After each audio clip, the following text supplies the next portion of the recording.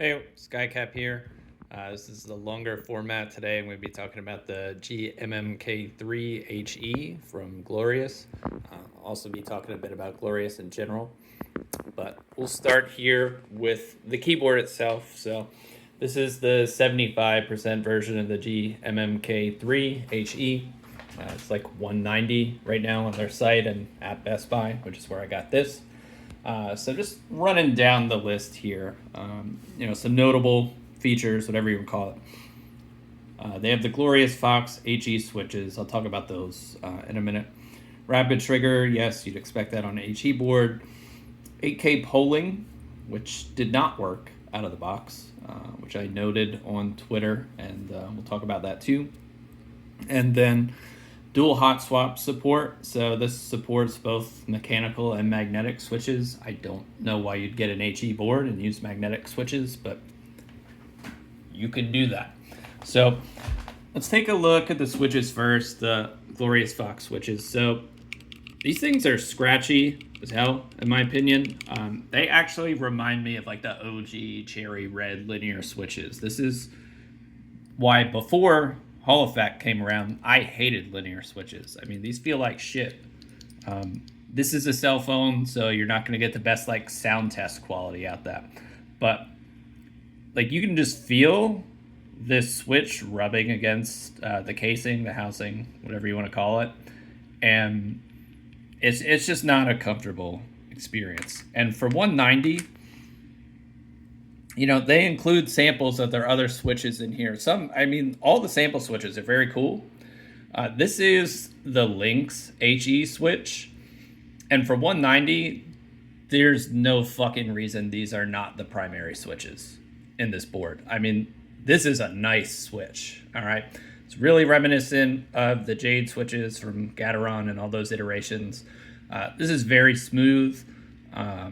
There's not a lot of resistance. It's lighter actuation than the red. And this should be what is in here primarily. Now, you can do their board smith thing and pay a couple $100 extra to customize your board and, get a $300 board for no reason. These should have been the primary switches in here. I'll just reiterate that again. Very nice switch. I'm not going to get a switch pack for these. I'm going to wind up taking this back actually just because of my experience with it. But yeah, these should have been what they went with. Now, looking at these other sample switches, it's cool that they now have options for like non-linear switches for HE. I mean, for me, I don't think that's something I could handle. For typing, yeah, I prefer like a clicky or a tactile, which is what you'll see here with the Raptor and I forget what they call the tactile switch. But for me, since these have like an actual tactile feedback component to it, it would be hard to have an actuation point that differentiates from that, right? So like you could feasibly have the actuation like there, like where I'm pressing, but like there's an actual tactile bump and you can, I don't know if you can see in there, but you can see the mechanism for the tactile bump in there. It would just be weird to actuate the switch before you actually get the feedback in the bump. But that's for me. Some people might find a use for that. I also think it's cool this Raptor switch has the click. Clicky switches is what I started on with mechanical boards. It's what I like. I know it annoys people, but again, the tactile component of the click, if you're actuating before that, I just think those kind of compete against each other rather than work in tandem. But if you're someone who enjoys a DKS feature, that is a feature on this board where different actuations can trigger different bindings, that might be for you. They're definitely quality switches as well. So, I will say that they did a good job with these. There's just no reason that those are not the base options in this board. Again, especially at 190. This board doesn't even have SOCD, which is nuts for a board at this price point and where we're at in terms of the life cycle or development cycle of HE boards. A big problem I had with it was that 8K polling was not working out of the box It seemed like there was an issue with Glorious Core, which, I mean, it took them like a week and now it's working and all that. But to me, that's just lazy. Like, you don't have a primary selling point, a primary feature just working out of the box, right? But that's kind of like a trademark for them now. You probably saw last year, if you follow my Twitter, in December, I tried to get a set of glass skates for, at the time, I had a Series 1 Pro.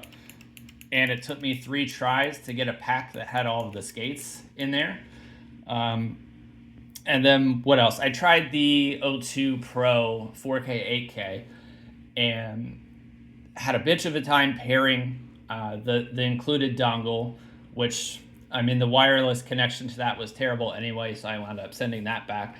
It's just a pattern of half-assed effort here. I think a lot of enthusiasts know that, but for people who are more casual and maybe like see like, oh, look at these features, you know, Glorious, I know that name, I've seen it at Best Buy, that kind of thing.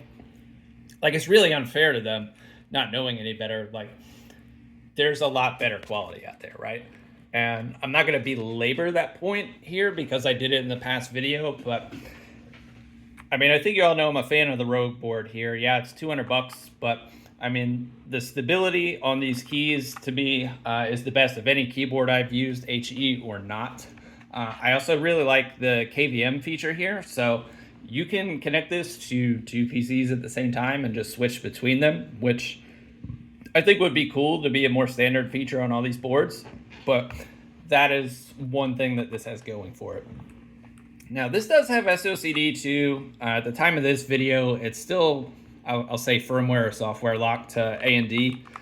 So RIP ESDF gang. I really would like to see that on SNF. But overall, the ratio switches on this are very nice, and this board's just overall high quality. The Apex board, I got this mostly because I'm getting the Gateron Jade Max switches, and I want to put them in here. You know, I'm not the biggest fan of this board, but at 150, it's super highly rated. It's very responsive. I've used it. It's great. And again, compared to what you're getting here, it's better value proposition. And then 110 for the G75 from Drunk Deer.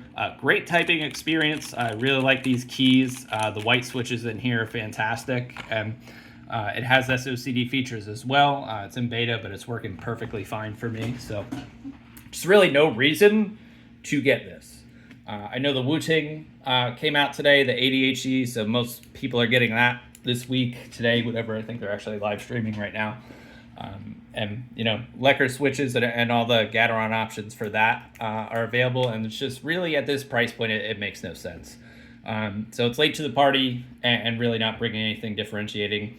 So yeah, I'm not going to ramble on too much more, but I just really think it's unfortunate that it just doesn't seem like there's a lot of thought or care put into something like this when Glorious really used to be known for good value proposition. I mean, back when like the Model O and the Model O Minus came out, and you know, they were really pushing lightweight and, you know, affordability and that kind of thing. And now it's just like trying to be a premium brand, but not really putting the premium effort in. It's just my opinion. So I'm going to end it there. If you stuck along, thanks. This is really all just kind of shooting from the hip, you know, HipFire, stream of consciousness. But if you're an enthusiast, you'll probably appreciate this. Or if you're looking at making a purchasing decision, hopefully this is helpful as well. So thanks for watching. I'll be back sometime in the near future, I think. I got some mice coming, so I'll probably take a look at those when I have time. But yeah, peace.